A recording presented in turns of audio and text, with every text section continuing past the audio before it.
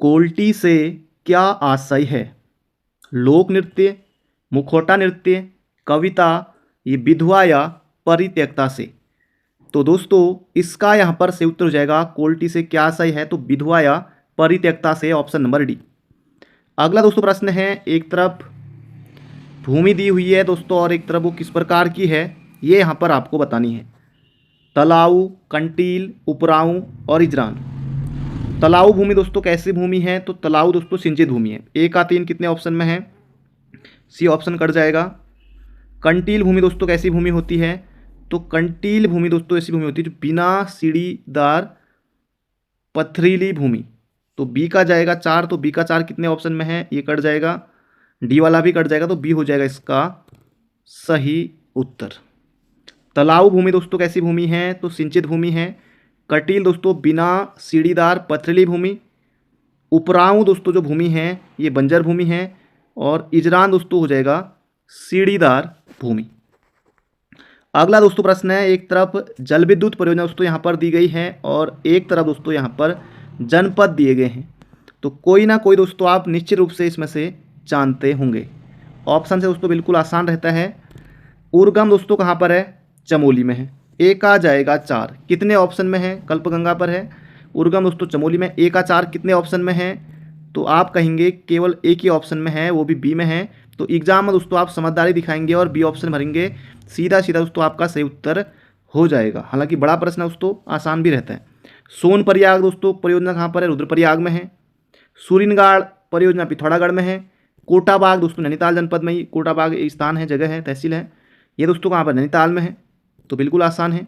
उर्गम दोस्तों कहाँ पर, चमोली में। सोनप्रयाग, रुद्रप्रयाग, सूरिनगाड़ परियोजना पिथौरागढ़, कोटाबाग परियोजना नैनीताल। अगला दोस्तों प्रश्न है यहाँ पर हमारा, उत्तराखंड के समाज में सटवारा प्रथा का अर्थ है।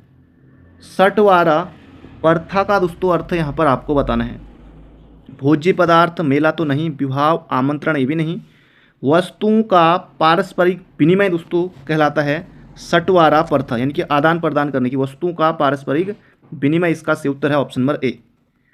अगला दोस्तों प्रश्न है, निम्न में से किस स्थान पर उत्तराखंड जुडिशियल और लीगल अकादमी अवस्थित है। तो प्रश्न दोस्तों वही है, थोड़ी परिभाषा बदल दी है इस बार। तो भवाली इसका सही उत्तर हो जाएगा। न्यायिक एवं विधिक अकादमी दोस्तों कहाँ पर है, भवाली में। अगला दोस्तों प्रश्न है, शिवदत्त, शिवपालित और हरिदत्त नामक शासकों के सिक्के किस स्थान से मिले। तो दोस्तों ये किस स्थान से मिले हैं, शिवदत्त, शिवपालित और हरिदत्त के दोस्तों ये मिले हैं अल्मोड़ा से। ऑप्शन नंबर सी हो जाएगा इसका बिल्कुल सटीक उत्तर। अगला दोस्तों यहाँ पर हमारा प्रश्न है, कौन सा कथन सही है। इस कथन में भी दोस्तों जो ये प्रश्न है ना, इसमें भी दोस्तों कई अभ्यर्थी ने जो है उस समय जब ये प्रश्न पूछा गया था, आयोग ने जब पेपर कराया था वीडियो का 2023 में, तो इसके भी दोस्तों यहाँ पर 2 उत्तर निकल रहे थे। आयोग ने दोस्तों जो सही उत्तर माना था वही मैं यहाँ पर आपको बताने वाला हूँ। पुलिस पटवारी व्यवस्था की स्थापना डब्ल्यू ट्रेल ने की। तो दोस्तों इसका सही उत्तर दोस्तों ये भी है, क्योंकि आप पढ़ते हैं कि पटवारी व्यवस्था की शुरुआत जो है, पटवारी के पदों का सृजन दोस्तों किसने किया था, ये दोस्तों किया था ट्रेल ने 1819 में।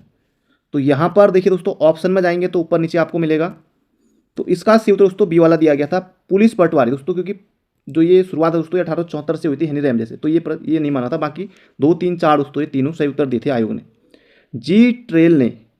GW ट्रेल ने ब्रिटिश कुमाऊं के कमिश्नर के रूप में एडवर्ड गार्डनर का स्थान लिया था, बिल्कुल सही बात है।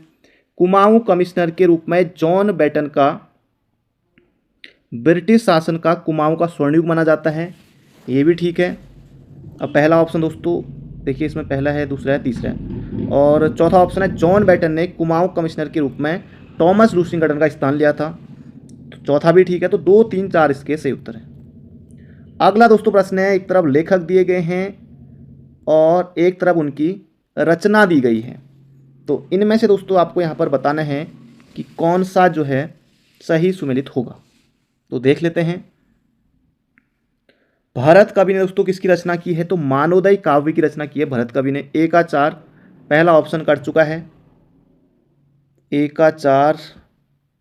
और सुदर्शन शाह ने दोस्तों किसकी रचना की है, तो सभासार ग्रंथ की दोस्तों रचना किसने की है? तो सुदर्शन सा ने की है। तो बी का 3 कितने ऑप्शन में है?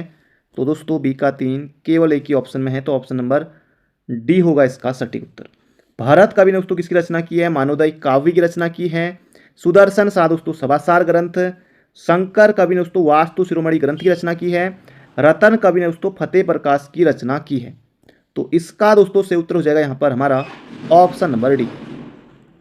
अगला प्रश्न दोस्तों उस समय का करंट अफेयर है दोस्तों, अभी भी जान सकते हैं आप इस प्रश्न को, क्योंकि मिशन गौरा शक्ति के बारे में यहाँ पर बताने हैं। उद्देश्य, किस उद्देश्य की पूर्ति के लिए वर्ष 2021 में मिशन गौरा शक्ति को प्रारंभ किए गए?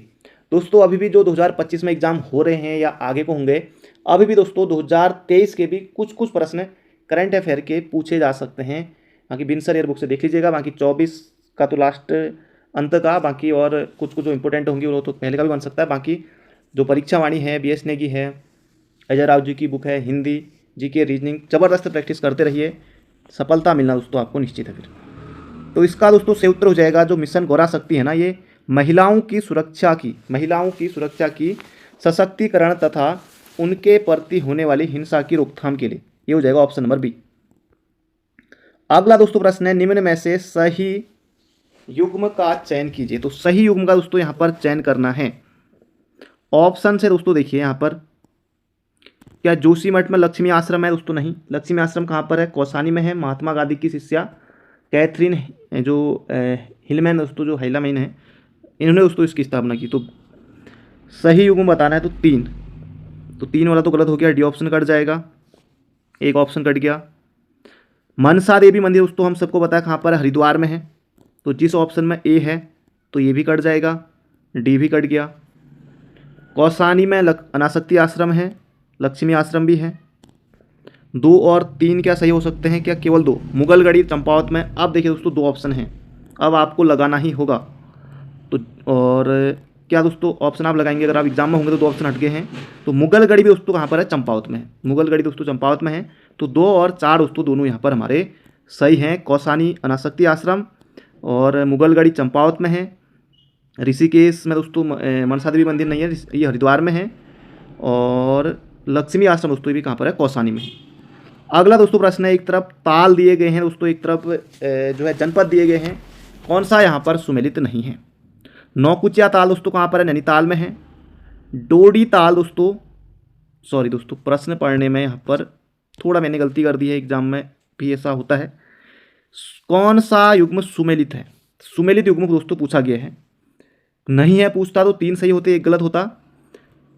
निम्नलिखित में से सुमेलित युग्म का, नौकुचिया ताल दोस्तों नैनीताल में, बिल्कुल यहाँ पर सही है। डोडी ताल दोस्तों कहाँ पर है? उत्तरकाशी में है। देवरिया ताल दोस्तों रुद्रप्रयाग में है। तो इसका दोस्तों से उत्तर होगा ऑप्शन नंबर सी वाला।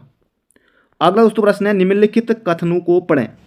काली कुमाऊं की सबसे लंबी नदी दोस्तों 252 किलोमीटर लंबी है, बिल्कुल सही बात है। जौलजेबी काली और गोरी नदी के संगम पर अवस्थित है। तो जौलजेबी में दोस्तों मेला भी लगता है 14 नवंबर को। काली और गोरी नदी के संगम पर दोस्तों जौलजेबी है, पिथौरागढ़ में है, बिल्कुल दोस्तों सही है। 1 और 2 दोनों यहाँ पर हमारे सही हैं। अगला दोस्तों प्रश्न है, कल्याण पाल किस गैर सरकारी संगठन NGO से संबंधित हैं? दोस्तों ये संबंधित है पेन हिमालयन डेवलपमेंट फाउंडेशन। तो इसका सही उत्तर दोस्तों हो जाएगा यहाँ पर हमारा option number A, Himalayan action research centre दोस्तों कहाँ पर है? देहरादून में। हॉर्क 1988 में ये बना था।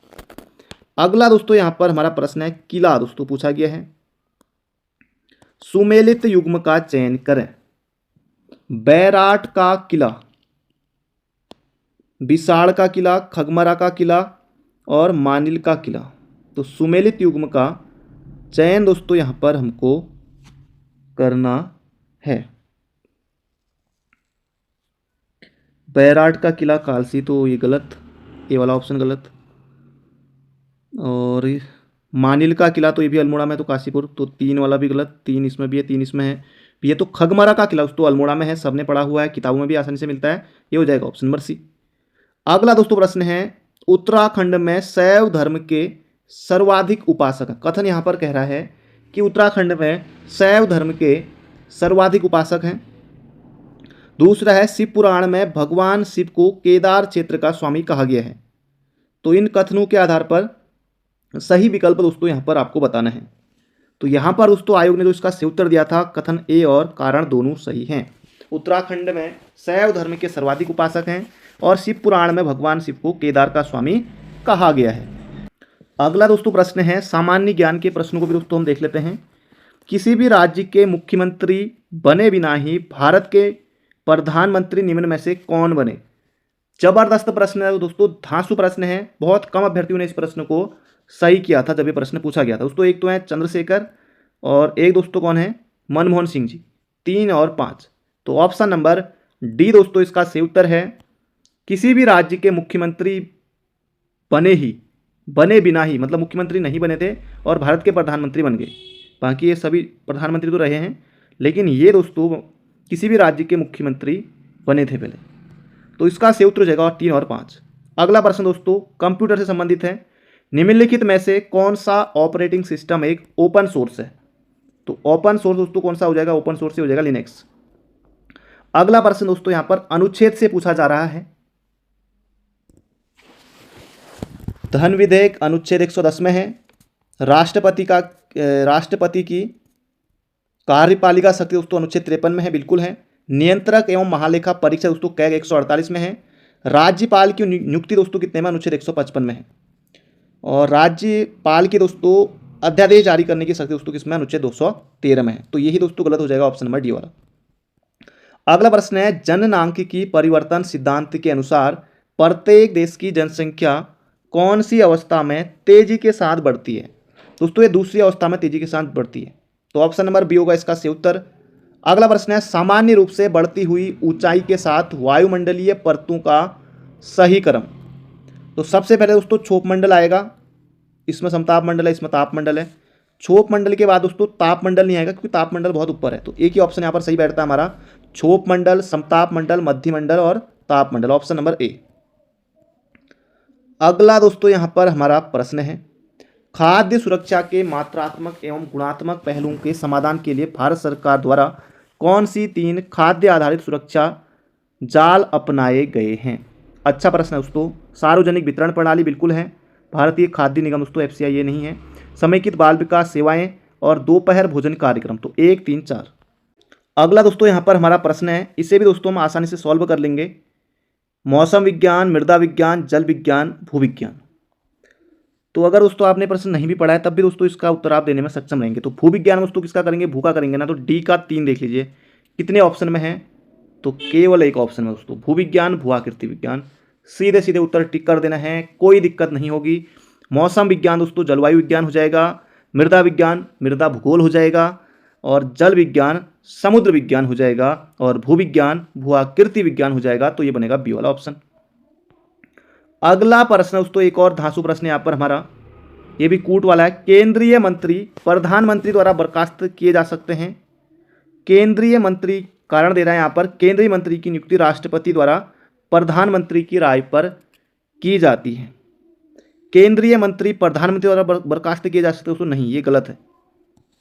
कथन ए गलत है, आर सही है, ऑप्शन नंबर डी।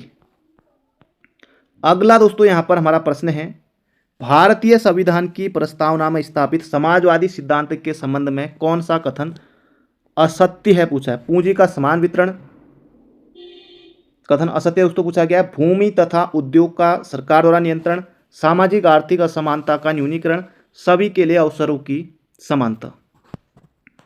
तो यहाँ पर दोस्तों सभी के लिए अवसरों की समानता तो है, 4 वाला तो ठीक है। सामाजिक आर्थिक असमानता का न्यूनीकरण ये भी ठीक है, तो 1, 3 जिसमें आएगा वो गलत हो जाएगा। 3 इसमें भी है, 3 इसमें भी है, और 4 तो ठीक ही है। तो केवल 1 और 2 दोस्तों यहाँ पर सही है। अगला दोस्तों प्रश्न है निम्नलिखित कथनों पर विचार कीजिए। तो विचार कर लेते हैं हम। उच्चतम लवणता 20 से 40 डिग्री उत्तरी अक्षांशों में पाई जाती है। इन भागों में उच्च तापकरण तथा वाष्पीकरण के साथ आर्द्रता न्यून होती है। तो दोनों दोस्तों यहाँ पर सही हैं, ऑप्शन नंबर सी। अगला दोस्तों प्रश्न है नवरत्न परिषद का संबंध है। तो नवरत्न परिषद दोस्तों किससे संबंधित है? चंद्रगुप्त द्वितीय से संबंधित है। अगला प्रश्न है G20 देशों का सही संयोजन चुनें। तो G20 में दोस्तों कौन कौन से देश इसमें आते हैं? भारत इसमें भी है, इसमें भी है, भारत तो सब में है, तो सी वाला ऑप्शन कट जाएगा। भारत के बाद दोस्तों जापान, इसमें जापान नहीं है, इसमें जापान है, इसमें जापान नहीं है, तो भारत, जापान, इंडोनेशिया और मैक्सिको। तो ये दोस्तों इसका सही उत्तर हो जाएगा option number D. NITI Aayog के बारे में दोस्तों प्रश्न पूछा गया है। 2015 में दोस्तों नीति आयोग अस्तित्व में आया था, 1 जनवरी 2015 को। योजना आयोग को प्रतिस्थापित किया गया, उसकी जगह दोस्तों नीति आयोग लाया गया। ठीक है, कोई दिक्कत नहीं है। यह राज्यों के मध्य संसाधनों का आवंटन करता है। यह एक थिंक टैंक के रूप में कार्य करता है, ये तो ठीक है, सी वाला तो ठीक है। यह ग्राम स्तर की योजनाओं को प्रोत्साहित करेगा, ये भी ठीक है। यह राज्यों के मध्य संसाधनों का आवंटन करता है, दोस्तों यहाँ पर सही नहीं है, ऑप्शन नंबर बी वाला। अगला प्रश्न है, उत्तराखंड में ऊंचाई के बढ़ते क्रम में पाए जाने वाले वृक्षों का क्रम। तो सबसे ऊपर दोस्तों कौन सा डालेंगे आप इनमें से? सबसे ऊपर दोस्तों करेंगे आप ऊंचाई के बढ़ते क्रम में, तो सबसे ऊपर दोस्तों देवदार, बांज, चीड़, सागौन। तो इसमें दोस्तों सही उत्तर बनेगा सबसे ऊपर इनमें कौन सा आएगा? देवदार आएगा।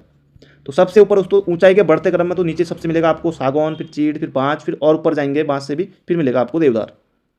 चीड़ तो आपको नीचे मिल जाएगा, उससे पहले सागौन मिल जाएगा आपको। अगला प्रश्न है, कौन सी डिवाइस आपको कंप्यूटर में डेटा और निर्देश दर्ज करने की अनुमति देता है? दोस्तों इनपुट डिवाइस। अगला प्रश्न है, प्रयाग स्तंभ लेख निम्नलिखित में से किससे जुड़ा है? समुद्रगुप्त की प्रयाग प्रशस्ति। तो ऑप्शन नंबर डी बनेगा दोस्तों इसका सही उत्तर।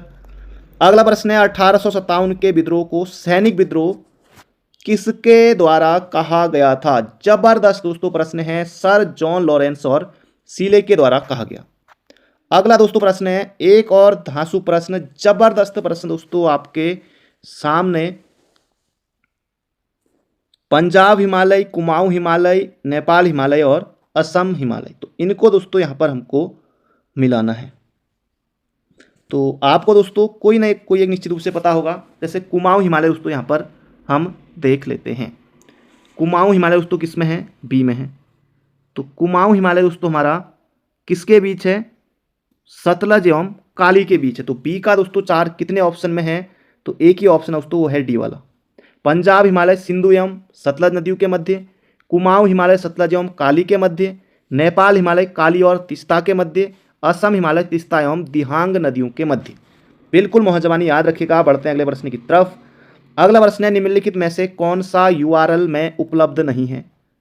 तो कौन सा दोस्तों नहीं है? प्रोटोकॉल है, फाइल का नाम है, डोमेन का नाम है, आईपी पता। तो ये हो जाएगा ऑप्शन नंबर सी। अगला प्रश्न दोस्तों, निम्नलिखित में से कौन सा एक सही सुमेलित नहीं है? 1935 का अधिनियम कौन सा एक सही सुमेलित है? द्विसदनात्मक व्यवस्था दोस्तों ये 1919 में ही होगी थी, तो ये गलत हो जाएगा। 1853 प्रांतीय स्वायत्तता नहीं थी। 1861 का पोर्टफोलियो व्यवस्था दोस्तों ये उस समय आई हुई थी, ऑप्शन नंबर 20 का सटीक उत्तर। अगला प्रश्न है, कौन सा उपयोगिता सॉफ्टवेयर है दोस्तों? ये हो जाएगा एंटीवायरस। अगला प्रश्न है, शिवाजी के प्रशासन को क्या कहा जाता था दोस्तों? अष्टप्रधान कहा जाता था, ऑप्शन नंबर डी। अगला प्रश्न दोस्तों यहाँ पर दिवस दिए हैं, इनको दोस्तों सुमेलित करना है। तो कोई ना कोई दोस्तों आप निश्चित रूप से जानते होंगे। पर्यावरण संरक्षण दिवस, विश्व पर्यावरण संरक्षण दिवस 26 नवंबर को। पर्यावरण दिवस दोस्तों 5 जून को मनाया जाएगा, जून में। विश्व पर्यावरण संरक्षण दिवस तो 12 नवंबर है। अंतर्राष्ट्रीय युवा दिवस तो कब है? ये 12 जनवरी को है। अंतर्राष्ट्रीय युवा दिवस 12 अगस्त को है। और विश्व प्रेस स्वतंत्रता दिवस तो कब है? तो ये 3 मई को है। तो ऑप्शन दोस्तों 1, 2, 3, 4 सी वाला यहाँ पर सही बन रहा है। विश्व पर्यावरण संरक्षण दिवस 26 नवंबर, राष्ट्रीय युवा दिवस 12 जनवरी, अंतर्राष्ट्रीय युवा दिवस 12 अगस्त, विश्व प्रेस स्वतंत्रता दिवस 3 मई। तो उस समय का दोस्तों एक करंट अफेयर है, अभी भी दोस्तों इसका सही उत्तर यही होगा। 2022-23 में भारत के सकल घरेलू उत्पाद में किस क्षेत्र का सर्वाधिक योगदान दोस्तों? तृतीयक का है, सर्विस सेक्टर भी इसको कहा जाता है। किस शासक के द्वारा प्रति 5 वर्ष में प्रयाग में धर्म सम्मेलन आयोजित कराया जाता था? दोस्तों ये कराया जाता था हर्षवर्धन के द्वारा। अगला प्रश्न है, आर्य समाज के 10 सिद्धांत कब और कहां प्रतिपादित किए गए? दोस्तों ये लाहौर में किए गए थे 1877 में। अगला प्रश्न दोस्तों, निम्न कथनों पर विचार करना है, तो विचार करेंगे हम अच्छी तरीके से करेंगे। सागर के निवर्तन या पीछे हटने से स्थलखंड सूखकर मैदान बन जाते हैं, बिल्कुल ठीक है। भारत का कच्छ मैदान इसी प्रक्रिया से निर्मित है, दोस्तों ठीक है। 1 और 2 दोनों यहाँ पर सही है। अगला दोस्तों प्रश्न है, जबरदस्त प्रश्न है, धांसू प्रश्न है। भारत में निर्माण कार्यक्रम किन स्तंभों पर आधारित है? नई प्रक्रियाएं, नई आधार संरचना और नए क्षेत्र। नया निवेश दोस्तों इसमें शामिल नहीं है, तो 1, 2, 4 इसका सही उत्तर होगा। अनुसूची दोस्तों यहाँ पर हमको मिलानी है, मिला लेते हैं। अनुसूची दोस्तों हमको मिलानी है। प्रथम अनुसूची दोस्तों क्या कहती है कि संघ शासित प्रदेश और उसका विस्तार। द्वितीय अनुसूची में राज्यसभा के उपसभापति के बारे में बताया गया है। चतुर्थ अनुसूची में दोस्तों राज्यसभा में सीटों का आवंटन यानी कि उच्च सदन में सीटों का आवंटन, और पंचम अनुसूची अनुसूचित क्षेत्रों का प्रशासन। दोस्तों ये कौन सा ऑप्शन यहाँ पर बन रहा है? ऑप्शन दोस्तों बन रहा है सहयोग यहाँ पर डी वाला। फिलहाल हम ऑप्शन याद नहीं रखेंगे। प्रथम अनुसूची संघ प्रदेश और उनका विस्तार, द्वितीय अनुसूची में राज्यसभा के उपसभापति यानी कि उपराष्ट्रपति और भी अन्य लोग हैं, और चौथी अनुसूची में राज्यसभा में सीटों का आवंटन यानी कि उच्च सदन, दोस्तों उच्च सदन कहा जाता है राज्यसभा को, तो उच्च सदन में सीटों का आवंटन, ये भी ठीक है। और पंचम अनुसूची में है संघ अनुसूचित क्षेत्रों का प्रशासन, ठीक हो गया। अगला दोस्तों प्रश्न है, भारत में बेरोजगारी का अनुमान लगाने के लिए किस अवधारणा का उपयोग नहीं किया जाता? इसमें दोस्तों किसका उपयोग नहीं किया जाता? तो यहाँ पर दोस्तों साप्ताहिक बेरोजगारी है, दैनिक स्थिति बेरोजगारी है, सामान्य स्थिति बेरोजगारी है। तो इसका दोस्तों से उत्तर हो जाएगा ऑप्शन नंबर डी।